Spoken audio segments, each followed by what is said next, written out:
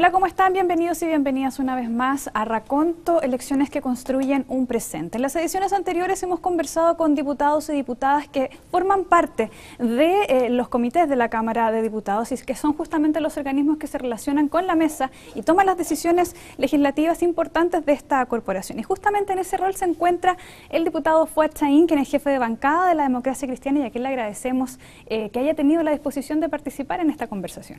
Muchas gracias a ti, Carolina. Es primera vez que estamos en una conversación como esta. Bueno, y para comenzar vamos a revisar justamente la ficha de Fuad Chahín Valenzuela, militante de la Democracia Cristiana. Fue electo por primera vez como diputado en las elecciones de 2009, representando el distrito 49, que incluye a las comunas de Curacautín, Galvarino, Lautaro, Lonquimay, Melipeuco, Perquenco, Victoria y Vilcún, de la región de la Araucanía. En esta ocasión obtuvo 20.212 votos, equivalentes al 27,53%. Luego fue electo en las últimas elecciones parlamentarias por el mismo distrito, con 26.584 votos que representaron el 43,65% del electorado. Un gran salto ahí hubo en esa elección, diputado. Parece que se hizo bien la pega durante el primer mandato, ¿no? Bueno, la verdad es que para mí fue motivo de mucho orgullo y mucha satisfacción, porque de alguna manera fue la recompensa al trabajo. Yo dije 4 años diputado, 4 años candidato, es decir, yo trabajé y he trabajado como candidato, no hay ningún fin de semana que no esté en terreno, que no esté en el distrito, trabajando hasta los meses de febrero, porque creo que de alguna manera esta es una actividad muy noble, la política, que tiene una baja valoración pública, y por eso es que es importante que uno demuestre con hechos que efectivamente uno puede cumplir un rol importante aquí en el Parlamento. Yo trato de dedicarme al tema legislativo, a la función de fiscalización también, pero además de mucho contacto, de mucha cercanía con la gente, y eso las personas lo valoran. Y por eso que saqué la primera mayoría del distrito, con casi el 44% de los votos, la primera mayoría regional y la primera mayoría histórica en mi distrito. Nunca antes había sacado un candidato tantos votos como los que me tocó sacar a mí, y eso me compromete mucho más con mi tierra, con mi región, con mi zona, que represento con mucha alegría, con mucho orgullo, con mucho compromiso. Claro, usted es de la zona justamente, estudió allá en la básica, en la enseñanza media en la región, conoce perfectamente, digamos, cómo funciona. Además, participó en la administración pública, entiendo, en las seremías tuvo algún trabajo, ¿se nos puede...? Sí, yo tengo toda una historia en la región. Yo creo que de alguna manera siempre he dicho, soy como una síntesis de lo que es la región de la Araucanía. Nieto de inmigrantes palestinos, por el lado de mi padre, mi abuelo llegó a los 24 años a Lautaro, conoció y se puso a pololear con mi abuela en Pillar del Bún, después se fue a vivir a Vilcún, donde nació mi padre, después a Curacautín, ¿no es cierto? Yo, de toda la vida en Curacautín, se casaron con mi abuela, mi abuelo con mi abuela en Selva Oscura, entonces tenemos todo un vínculo ahí, y yo desde siempre en Curacautín. Mi madre, por otro lado, ¿no es cierto?, Gladys Valenzuela Lonconao, hija de una comunera mapuche del sector de Púa, la comunidad Pelos Mapu, y por lo tanto soy esa mezcla de inmigrante con mapuche, mucha fuerza hay ahí, y mucho compromiso, mucha lucha, mucha energía, creo yo, y testimonio, y por lo tanto soy de alguna manera una síntesis de lo que es la región, el mundo mapuche, el mundo del inmigrante que se reúnen, y soy de esta comuna pequeña, preciosa, maravillosa como es Curacautín. Estudié ahí parte importante de mi enseñanza básica, luego los últimos años de la básica la hice en Temuco, y la enseñanza media también, y posteriormente estudié Derecho en la Universidad de Chile, pero siempre he estado vinculado a mi comuna. ¿Y cuándo comienza el interés en la política, esta fuerza que usted señala, que viene desde su familia, desde sus raíces? ¿Cómo la canaliza y por qué en la Democracia Cristiana? Bueno, yo por ambos lados, porque mi mamá y mi abuelo materno estaban vinculados a la política y al trabajo social desde siempre. La familia de mi madre, sobre todo, una familia muy modesta, pero comprometida con el mundo social y sindical, y además con el mundo de la iglesia, pero también a través de la iglesia la participación política.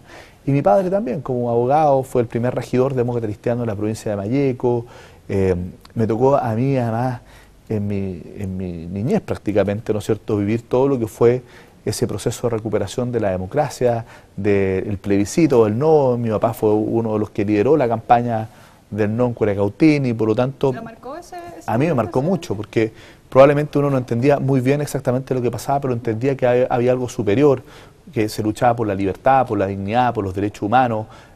Yo veía las presiones, el hostigamiento, las amenazas a mi familia, y sin embargo con mucho coraje, con mucha valentía siguieron en esa lucha importante por recuperar la democracia. Y me marcó mucho. Fui enlace, tenía como 11 años para el plebiscito, fui enlace que llevaba los ojos de cómputo rápido y todo lo que significaba tanta mística, ese sentido épico de la política, creo que de alguna manera me marcó, me entusiasmó, y ahí empecé a estudiar, a ir a cursos de formación, de secundario. ¿Siempre en la DC? Siempre en la DC. En algún momento coqueteé con el Partido Humanista porque me tincó un poco, pero después me empecé a leer mucho y venía a Talagante, a las escuelas de verano, a los cursos de formación, y me empecé a militar a los 14 años. Ahí fui después presidente comunal de la JDC. ¿Y qué figura en esa época lo marcaba? ¿Qué figura política al interior de la DC? Bueno, a mí siempre me ha marcado la figura de Eduardo Frei Montalva, porque era un hombre, un estadista, era un hombre realmente que yo no tuve la oportunidad de conocerlo personalmente, pero mi padre siempre me relataba lo que era Eduardo Frei Montalva. La obra de Eduardo Frei Montalva es tremenda, y por tanto es quizás la figura del partido con la cual uno lejos más se siente interpretado. Pero también en esa época había muchos liderazgos jóvenes que... Claro, pienso en estas escuelas de Talagante en las que usted señalaba, iban los dirigentes políticos de la época a justamente entregar la formación a los jóvenes que ahí participaban. Así es, pues uno ahí le tocó conocer a Manuel Bustos, a María Rosa, le tocó conocer a Soledad Alvear, otros dirigentes de la juventud de la época, Sergio Mico, Eduardo de Verapo, bueno, Andrés Palma, que era también todo un referente, ¿no es cierto? Y bueno, también tuve después mucha sintonía con Adolfo Saldívar, que fue presidente del partido, pero bueno, con ellos evidentemente uno se fue formando políticamente. Y después, bueno, fui dirigente estudiantil en la Universidad de Chile, la Facultad de Derecho, la facultad más politizada, la universidad más politizada del país.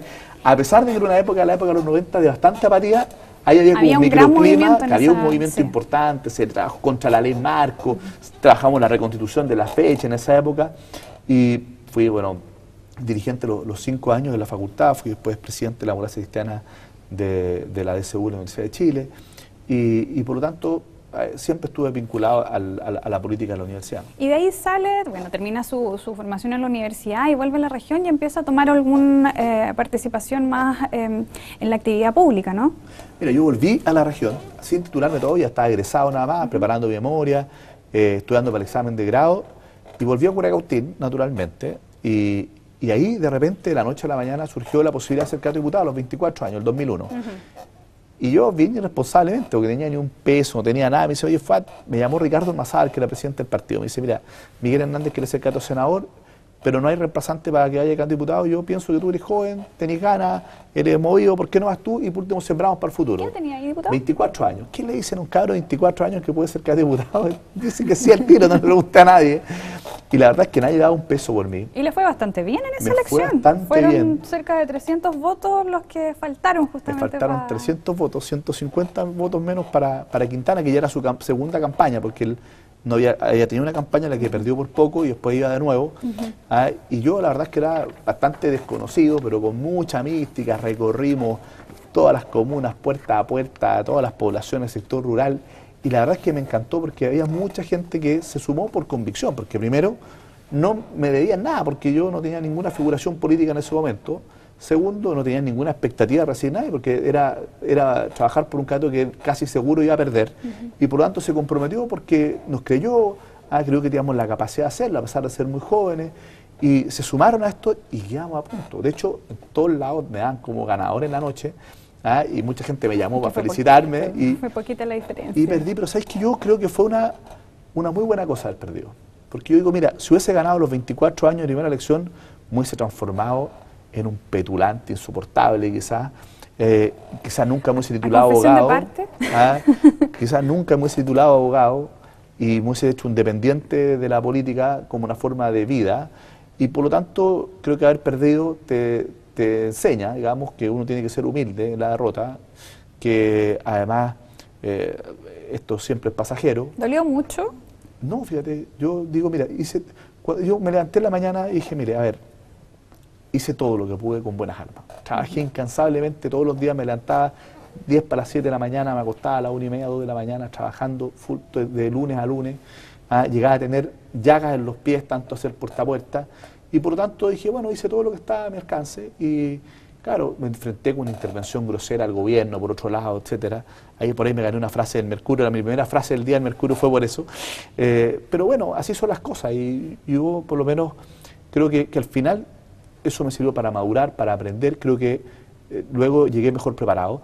Ahí fui seremi de gobierno después un año en la Araucanía, asumí recién cumplido los 25 años. Estuve un año en el cargo y el presidente Lagos me invitó a trabajar con él como director nacional de la División de Organizaciones Sociales.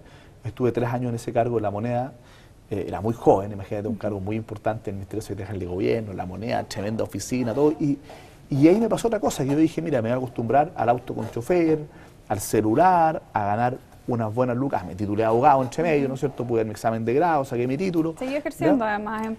Ahí, hasta fines de la DOS no, me dediqué 100% a eso. Ya. Pero dije, a fines del gobierno del presidente Lagos, dije, a ver, tengo 2 posibilidades. O sigo de funcionario público, me ofrecieron, ahí quise pasar, digamos, de volver al tiro ser candidato a diputado. Dije, no, quiero volver en otro momento. No fui candidato en el 2005, dejé pasar una elección.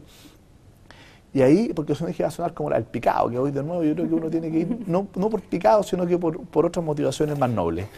Y ahí fui, y dije, no, ¿sabes qué? No quiero ser ni, me ofrecieron ser jefe de gabinete de ministros, jefe de división, me ofrecieron ser gobernador. Bien posicionado en términos políticos, sí, pues, como veo, harto ser ofrecimiento gobernador había. de Cautín, me ofrecieron ser gobernador del gobierno de la presidenta Bachelet. Yo dije, no, porque quiero ganarme la vida como abogado y quiero demostrarme a mí mismo que puedo vivir en el mundo privado sin depender del sueldo fiscal, a pesar de que me parece muy noble la actividad pública, y me fui sin haber preparado nada. Me fui un día viernes y el día lunes me levanté y quedé desocupado, no tenía nada que hacer, no tenía oficina, no tenía cliente, no tenía nada. Empezar de nuevo ahí a Y construir ese cero. espacio. Diputado, de todas maneras, mirando con perspectiva, digamos, los hechos, parece que fue una buena elección, porque justamente ese periodo, durante el gobierno de la presidenta, el primer gobierno de la presidenta Michelle Bachelet, fue bastante complicado para la democracia cristiana, y justamente uno de los personajes que usted valoraba, que fue Adolfo Saldívar, tuvo que salir de la democracia cristiana luego de un conflicto bastante importante que tuvo que enfrentar el gobierno en esa época. ¿Dónde estaba Fuetchaín? ¿Cómo lo vivió? Porque quizás en ese escenario, si usted hubiera llegado al Congreso, quizás habría tenido que salir junto con sus otros ex camaradas que decidieron salir de la democracia luego de la expulsión de Adolfo Saldívar. Para mí fue súper doloroso, ¿ya? Fue súper doloroso porque... ¿Dónde estaba? Políticamente, en términos políticos, ¿estaba participando en la directiva? No, nada. Yo era un militante cercano a Adolfo, estaba en mi oficina de abogado, trabajando en eso, ejerciendo libremente la profesión. Y cuando ocurre esto, obviamente que a mí se me genera todo un cuestionamiento al seguir siendo militante del partido, a estar o no en política. Me dio una crisis vocacional bien fuerte, pero tomé la decisión de no irme cuando fue expulsado Adolfo, porque yo creo que uno no puede estar en política por personas, tiene que estar por ideas, por principios, por valores. Y la pregunta que yo me hice, ¿sigo compartiendo los principios, los valores, la doctrina de la democracia cristiana? Y dije, sí, entonces no me tengo que ir. ¿Ya? ¿Y cómo lo vieron los cercanos de ese sector? Digamos, algunos en su momento probablemente no la comprendieron, pero yo creo que también la respetaron. Y creo que eso al final es lo que prima, y creo que de alguna manera al final se respetó mi decisión, yo me quedé, nadie me presionó para irme tampoco, ¿ya? Eso sería falso, si no me presionaron, pero no, me quise quedar. Era complejo quedarse habiendo sido colorín, por así decirlo, claro, en un momento en que éramos como sospechosos de todo, ¿ya? Pero me quedé y creo que fue una buena decisión quedarme. Yo lamento que lo que terminó después todo eso. ¿Cuál es la evaluación que realiza ahora sobre yo le sigo eso? Recordando en lo personal un gran respeto, aprecio a la memoria de Adolfo, ¿ya? Pero creo que lo que derivó, todos los que se fueron ahí, mira, algunos hoy día terminaron con la derecha, quienes hablábamos de que había que rectificar, cambiar el modelo. Yo creo que Adolfo lo que más me gustó es que en su momento fue el primero que planteó la necesidad de hacer cambios en el modelo, en cómo estábamos haciendo las cosas, y fue capaz de anticiparse a todo lo que fue la crisis del 2011 con la movimiento estudiantil, ¿no es cierto? Todo lo que ha sido el tema de las pensiones, todo el tema que tiene que ver con la concentración económica y con estas colusiones, todas estas cosas las anticipó en su momento y advirtió de que había que hacer corrección al modelo y nadie lo escuchó. ¿Y qué pasó después con el gobierno de Sebastián Piñera entonces? Bueno, ahí por eso que yo creo que terminó mal eso, terminó mal y por lo mismo creo que en definitiva fue una decisión acertada quedarme en la democracia cristiana. Ya, perfecto. Está de acuerdo en eso. Bueno, pero pasa el tiempo y finalmente entonces decide nuevamente partir esta nueva candidatura y parece que le volvió esta convicción de quedarse en el partido, pero quedarse y participar, ¿o no? Sí, mira, yo estaba ahí tranquilo y empezaron a llamar de la región, pucha, ven, sé candidato, la cuestión, en ese momento incluso, y al final terminó siendo candidato a senador, que era diputado Quintana, pero si es que no, igual yo tenía la convicción de competir con él.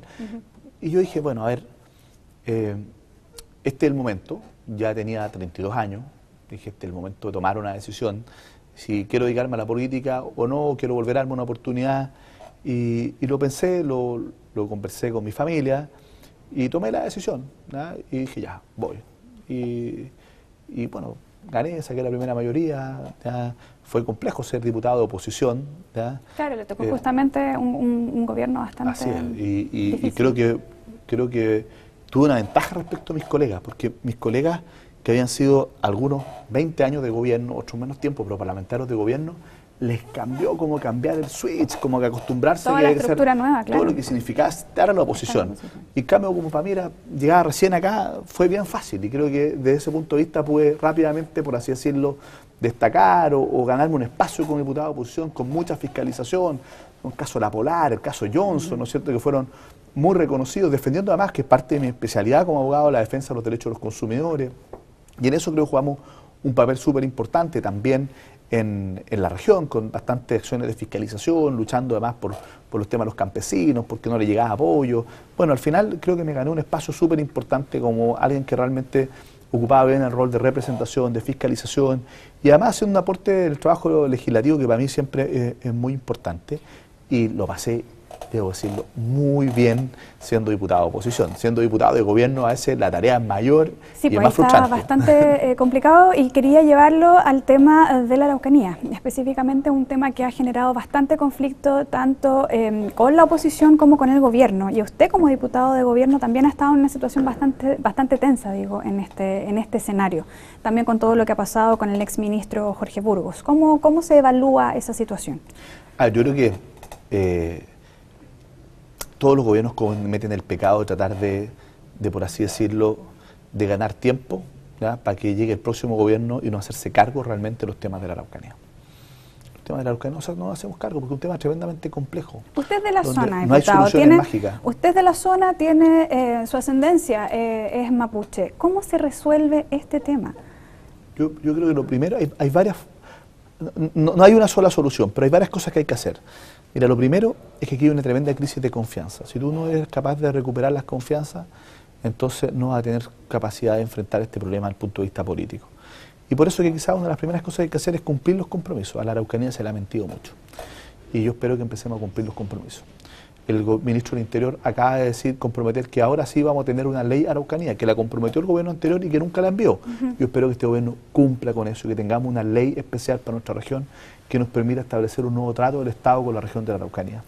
Lo segundo es que en democracia los problemas políticos tienen que resolverse con espacios para poder establecer el diálogo democrático. Me explico. El pueblo mapuche está fuera del Estado.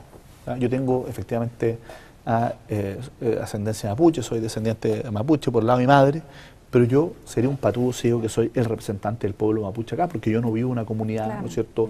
Y por lo tanto la realidad es muy distinta. Y yo creo que aquí, en este Congreso, ¿ya?, donde efectivamente se genera por definición el diálogo político democrático, tienen que haber representantes de nuestros pueblos indígenas.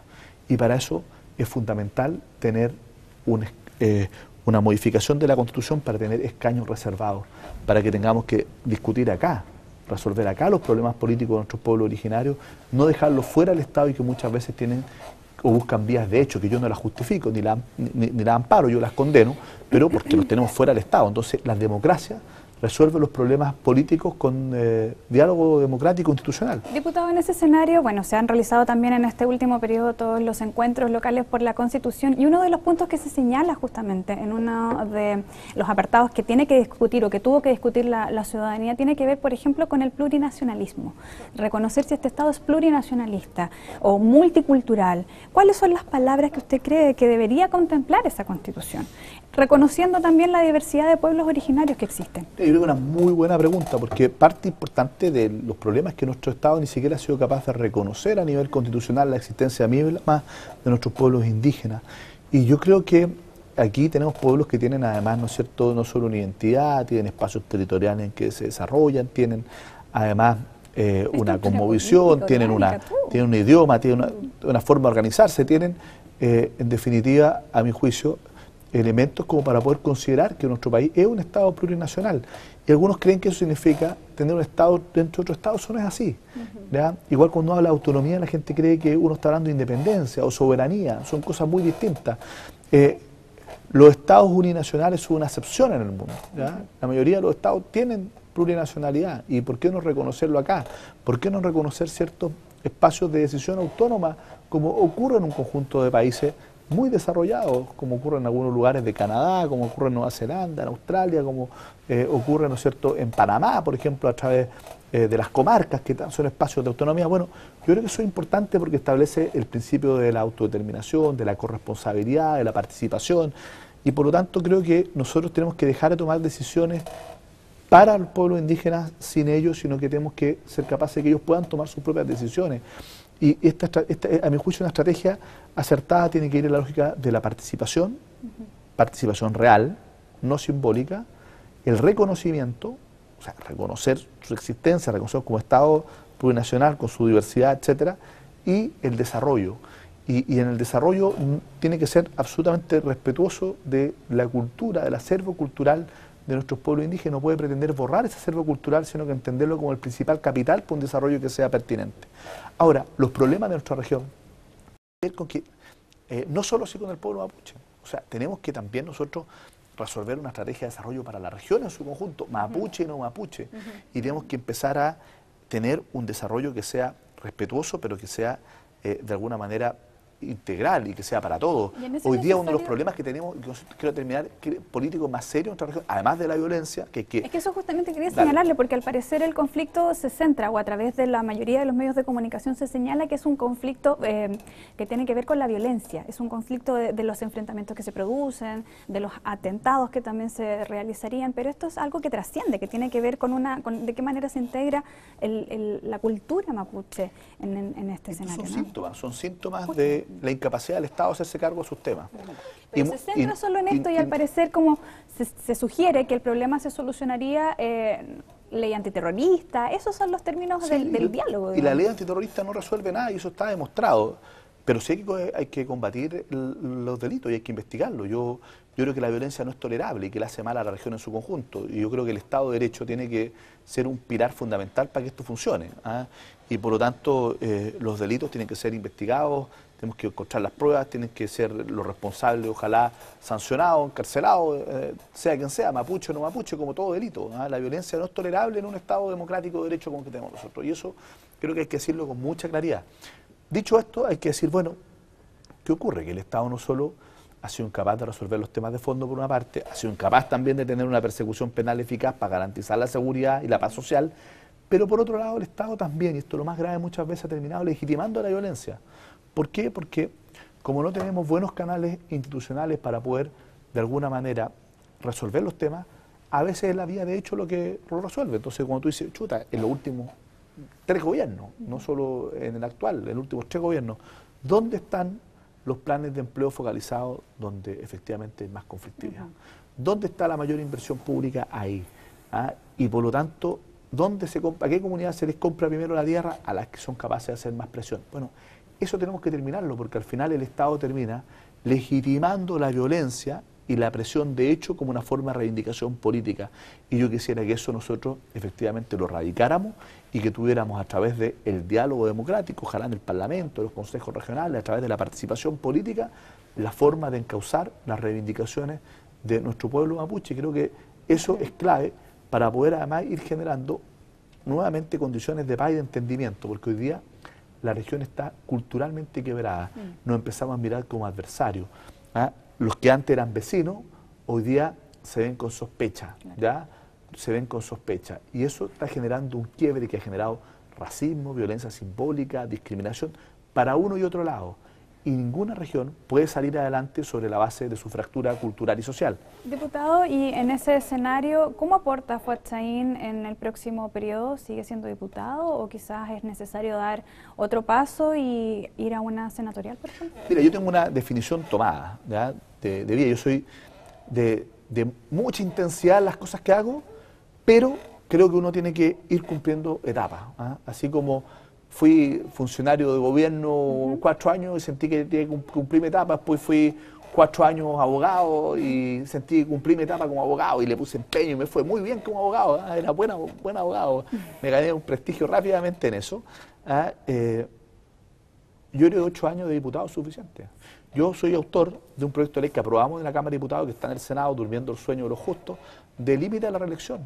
Yo creo que nosotros deberíamos estar 8 años, máximo 12. Yo creo que yo, por mí 8, yo, aunque no sea candidato a nada, si no tengo la posibilidad de ser candidato a senador, que me gustaría, y le tengo ganas de ser candidato a senador, no voy a ser candidato a diputado nuevo. Eso lo tengo resuelto. Si no tengo el espacio, no me dan el cupo, cualquier cosa para ser candidato a senador, bueno, volveré a mi actividad privada, buscaré otro espacio, pero 8 años en la Cámara de Diputados para mí creo que es suficiente, le he puesto entusiasmo, ganas, y no quiero estar aquí por estar acá, por mantenerme, porque, claro, es diputado, etcétera, no. Y quiero ser senador porque creo que hay liderazgos que están agotados en nuestra región, ¿ya? ¿Y liderazgos nuevos, aunque no sean de la región, podrían apoyarlo usted? ¿Podría entregarle su respaldo? Me refiero a los supuestos que hubo luego de la salida del exministro Burgos de Interior, a estas posibilidades justamente de llegar ahí. ¿Ya? Yo no le reconozco a otro mejor derecho porque me he sacado la mugre trabajando, soy de ahí, conozco la región, la llevo en las venas, en mi sangre, y lo que creo es que nada nuevo puede surgir de quienes llevan 25 años apareciendo en la papeleta de la región. Yo me pregunto, ¿qué puede cambiar en la región de la Araucanía si se mantiene en los máximos niveles de poder político que está en el Senado hoy día, con quienes llevan 25 años apareciendo en la papeleta de elección de la región? Yo creo que muchos de ellos lo han hecho bien, yo no quiero criticarlos, creo que todos cumplieron su etapa, han hecho su aporte a la región, pero creo que ya no representan ninguna novedad para la Araucanía y yo creo que hoy día nosotros necesitamos fijarnos en nuevos horizontes y tratar de cambiar la estrategia, la mirada, de entender los problemas si los queremos resolver, porque si aplicamos la misma receta probablemente vamos a tener los mismos resultados. ¿Usted se siente como una generación nueva en la política? O sea, usted es bastante joven, tiene 39 años, 39, sí. En términos generacionales lo es, pero entendiendo que viene del partido que tiene una larga trayectoria y que además tiene algunos matices conservadores por su historia y por la forma en que se votan ciertos proyectos y que hemos visto su debate en la Cámara, ¿usted se siente más cercano quizás a estas nuevas generaciones en las cuales podríamos incluir a Giorgio Jackson, Gabriel Boric, las diputadas comunistas, o hay otro lugar o otro espacio es el que más le acomodaría? No, yo me siento tremendamente cómodo en la democracia cristiana.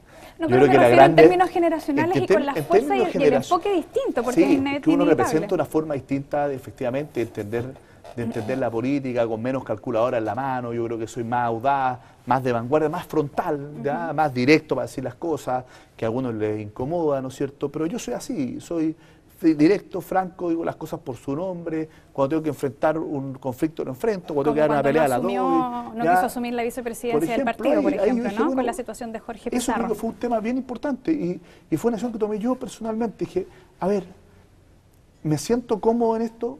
Podría haber sido, algunos me decían, mira, quédate, porque si tú te caes, eres el primer vicepresidente y cada Jorge Pizarro te va a quedar de presidente del partido. Eso es actuar con la calculadora en la mano, eso es actuar en la lógica del poder.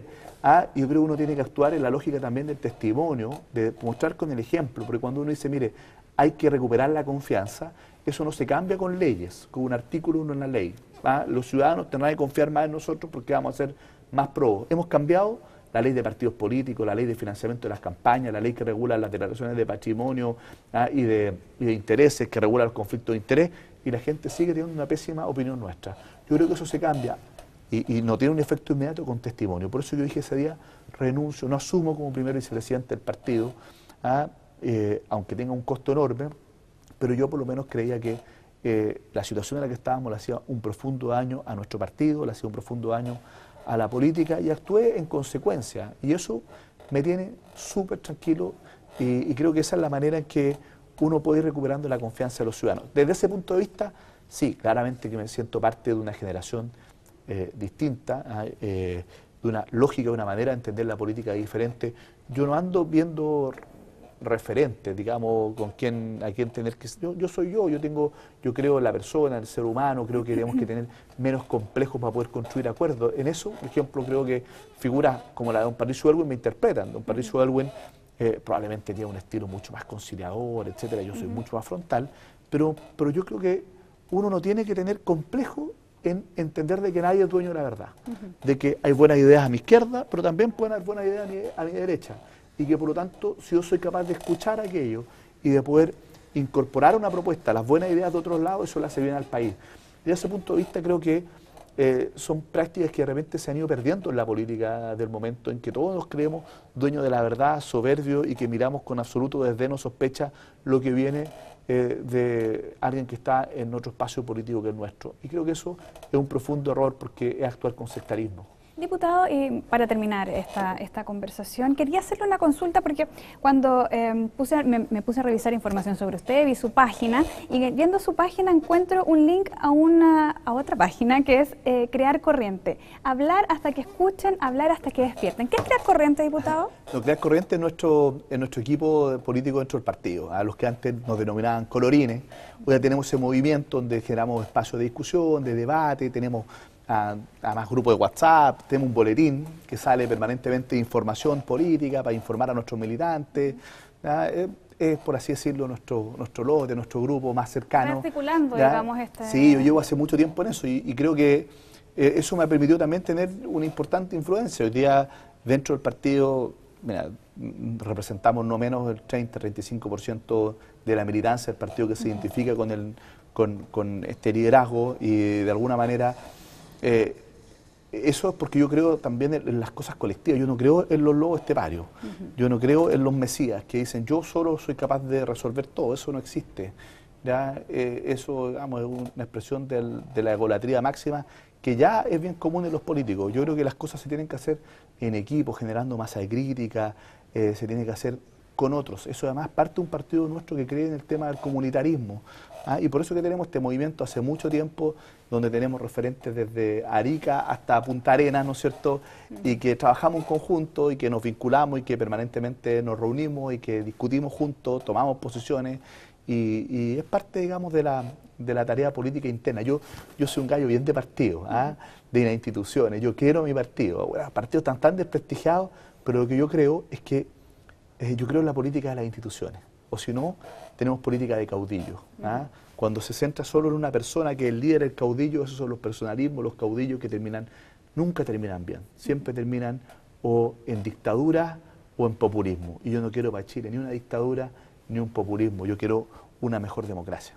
Habrá que ver entonces cómo avanza Crear Corriente. Muchas gracias, diputado, por conversar con nosotros. Muchas gracias a ti, que esté muy bien. Igual.